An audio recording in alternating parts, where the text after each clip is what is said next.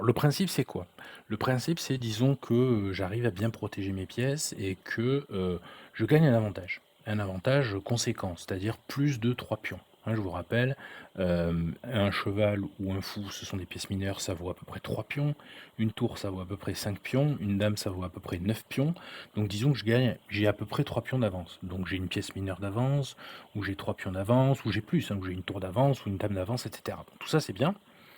Comment je fais? Quel plan je peux appliquer? Un plan simple, facile à retenir, facile à appliquer, qui me permet, de gagner relativement sûrement, hein. Donc c'est ce qu'on va voir aujourd'hui. Donc voilà, je ne vais pas aller dans le détail de la partie, hein, c'est une partie, normale. Voilà, les joueurs se développent, moi je sors mes pièces, toujours. Je sors toujours, voilà, j'essaie de sortir mes pièces, rien ne se passe, pas grand-chose se passe. J'attaque un fou, bon, il protège et je le mange. Donc j'ai un fou d'avance. D'accord? Alors qu'est-ce que je fais? C'est quoi le plan? C'est quoi le plan simple? Bah, je vais vous poser une question d'abord. Commencez par vous poser une question. Quand vous avez un avantage, disons, je sais pas, vous avez mangé la reine de l'adversaire. Dans quel état d'esprit vous êtes? Très certainement, vous êtes dans un état d'esprit où vous vous dites, bon bah c'est bon, j'ai gagné la partie, il devrait abandonner. Mais bon, il se trouve qu'il abandonne pas. Vous êtes dans quel état d'esprit? Vous dites, bon bah voilà, j'ai plus vraiment à faire attention, j'ai plus vraiment à regarder mon jeu, voilà, je vais faire quelques coups, ça va marcher tout seul et je vais gagner. Bon, très bien. Maintenant, je vous retourne la question. Si c'est vous qui avez perdu une pièce, vous avez perdu un cheval, vous avez perdu une tour, vous avez perdu votre dame, et vous décidez de continuer à jouer, dans quel état d'esprit êtes-vous?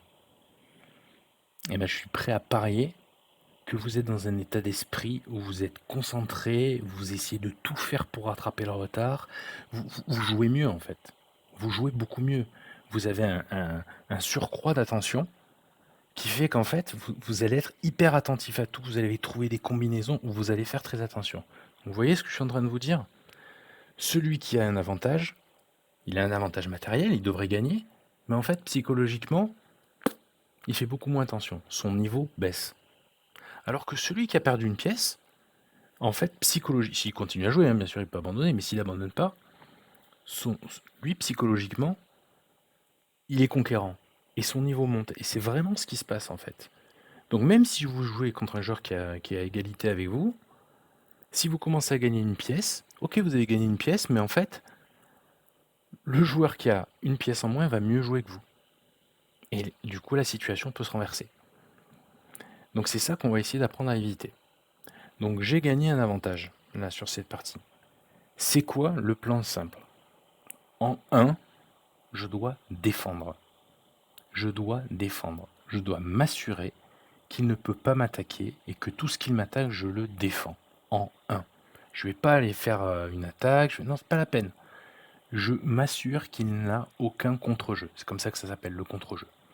Parce qu'une fois qu'on lui aura enlevé tout son contre-jeu, il aura plus d'idée, il aura envie que d'une chose, c'est d'abandonner.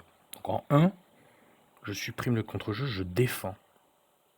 En 2, une fois que c'est bien défendu, je gagne des pions, j'avance mon pion à dame. Et je fais une dame de plus, ou je fais une dame si j'en ai pas. Donc c'est ça que je vais vous montrer. Donc là, quel est son contre-jeu? Qu'est-ce qu'il faut que je défende? Bah déjà, il a une tour qui attaque vers mon roi, il a une dame, peut-être qu'il a envie de ramener pour pouvoir faire échec et mat. D'accord? Donc premier truc que je vais essayer de faire, c'est je vais essayer d'empêcher ça. Hein.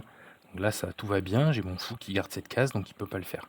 Ensuite, il m'attaque mon cheval, bah, je dois sauver mon cheval. C'est ce que je fais, je le mets en arrière. Mais je ne le mets pas en arrière n'importe où, en fait. Je le mets pas en arrière, j'aurais pu choisir de le mettre en arrière de ce côté. Non, je le mets du côté du roi pour défendre le roi, parce que c'est le roi qui a attaqué. Donc il continue, même plan, là il a décalé sa reine, qu'est-ce qu'il essaie de me faire? Bah, il essaie de passer ici pour m'attaquer. Pareil, je vais essayer de défendre.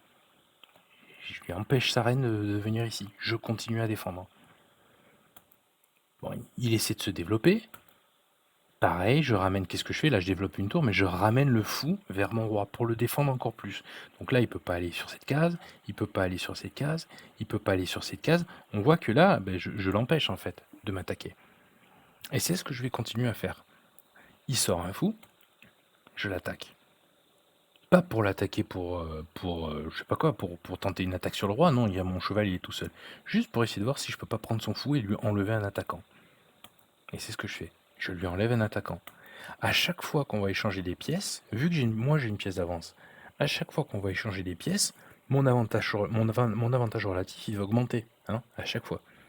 Donc, à chaque fois qu'il va me proposer un échange des pièces, bah, je vais volontiers l'accepter. Pareil, hein, je cloue son cheval ici, cette case-là, je cloue son cheval. Au pire, si j'en ai besoin, je pourrais lui manger son cheval. Il essaie de m'attaquer, hein, il essaie de venir sur cette case ici, que je défends bien avec mon cheval et avec ma reine, donc normalement ça va. Je repousse son cheval, c'est ce qu'il fait, eh ben, très bien, j'échange avec mon cheval. Donc on voit que je me borne à défendre mon roi. Et vous voyez que petit à petit, nos forces respectives, elles s'amenuisent, mais moi j'ai toujours le fou d'avance du départ. D'accord? Voilà, donc là, après la partie se continue, hein, je me développe, je lui fais des attaques, mais je lui fais des attaques depuis mon roi, hein. Là j'ai eu une petite feinte, c'est pas la peine de revenir dessus, je suis arrivé à lui manger sa dame, très bien, là j'ai un avantage énorme, qu'est-ce que je fais?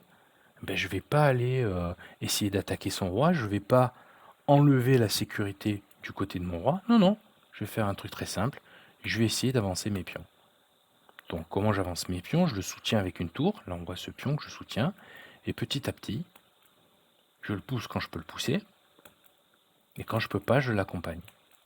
Hein, voilà, là j'attaque sa tour, et puis j'avance mes autres pions, petit à petit j'avance mes autres pions, jusqu'à faire dame, hein. À la fin je vais finir par faire dame, je vais finir par y arriver. Bon voilà, là il a abandonné. D'accord? Donc mon plan il a été simple, mais il faut vraiment prendre en compte ce qui est psychologique. Donc vraiment se dire, si il a une pièce de retard, il va mieux jouer que moi. Il va m'attaquer à tout va. Donc il faut absolument que je me défende. Si je m'expose trop, si je vais attaquer ailleurs, eh ben, il va y arriver. Et la situation peut s'inverser. Mais si je protège tout, notamment mon roi, ou les pièces qu'il m'attaque, il va s'épuiser. Hein. Donc deuxième exemple, c'est vraiment du même acabit, mais sans les reines, mais il se passe la même chose. Donc au début, je peux expliquer le début, ben, c'est un début comme un autre. Hein. Il y a égalité. Pouf, qu'est-ce qu'il fait? Il me mange un pion avec un cheval.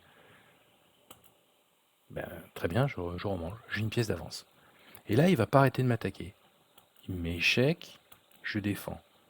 Il redouble l'attaque, hein, rappelez-vous, hein, les deux sont en batterie. D'ailleurs, j'ai fait une bêtise, hein, sa dame était attaquée, j'aurais dû manger sa dame, j'ai même pas vu. Mais je défends mon fou. Je continue à défendre. Il m'échange les dames, très bien, il m'échange les dames. Résultat des courses, ben, j'ai une pièce de plus. Donc mon plan, ça va être quoi? Ça va être de défendre et d'essayer d'avancer mes pions. Donc on continue.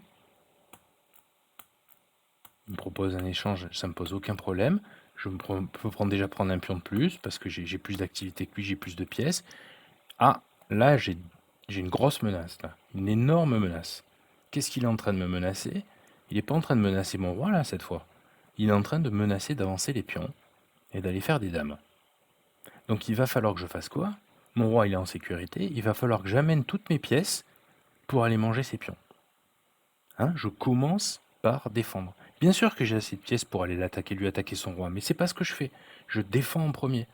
Là, son plan il est clair, il veut avancer les pions, et ben je vais tout faire pour avancer mes pièces côté pion. Bon, il se trouve qu'il perd encore un cheval, mais je continue. Alors qu'est-ce que je dois faire hein, pour contrôler les pions? Il faut absolument contrôler la case d'arrivée. Hein, c'est comme ça qu'on fait. Donc pour contrôler cette case d'arrivée, il me faut absolument un cheval sur cette case. Une fois que j'aurai un cheval sur cette case, je contrôlerai cette case d'arrivée. Donc c'est pour ça que j'ai fait ce coup-là, pour amener un cheval vers la case dont je vous ai parlé. Il continue à avancer. Hop, très bien. Je contrôle la case avec mon cheval et ma tour. Il ne peut pas pousser son pion. Et je vais rester comme ça. Il m'attaque mon cheval, je défends mon cheval. J'attaque un pion, je peux le manger. J'ai déjà résolu un problème. Il y a un pion de moins. Et moi, là j'ai tout qui est contrôlé. Je peux avancer tranquillement mon pion. Et là il est abandonné. Donc mon plan était le même. Vous voyez bien, là, si je repars à la situation où on était bien avant. Donc il m'a attaqué. J'ai défendu, très mal d'ailleurs, mais c'est pas grave, j'ai défendu. Il a échangé les dames, mais ça change rien. Il a une supériorité numérique en termes de pions sur l'aile dame. J'essaie d'échanger des pièces quand je peux, et je m'occupe de son aile dame. Je ne vais pas attaquer côté roi, je m'occupe de l'aile dame, je m'occupe de sa menace uniquement. Je me protège. Comment je fais ça? J'attaque les pions de l'aile dame, et je ramène un maximum de pièces vers l'aile dame pour pouvoir contrôler les cases de promotion des pions. D'accord? Et c'est ça qui s'est passé dans la partie. J'ai gardé mon calme, j'ai pas cherché à l'attaquer, et j'ai simplement défendu, puis je pousse un pion pour aller à la dame. Et il a fini par abandonner. Voilà, j'espère que ce sera utile. À la prochaine. Au revoir.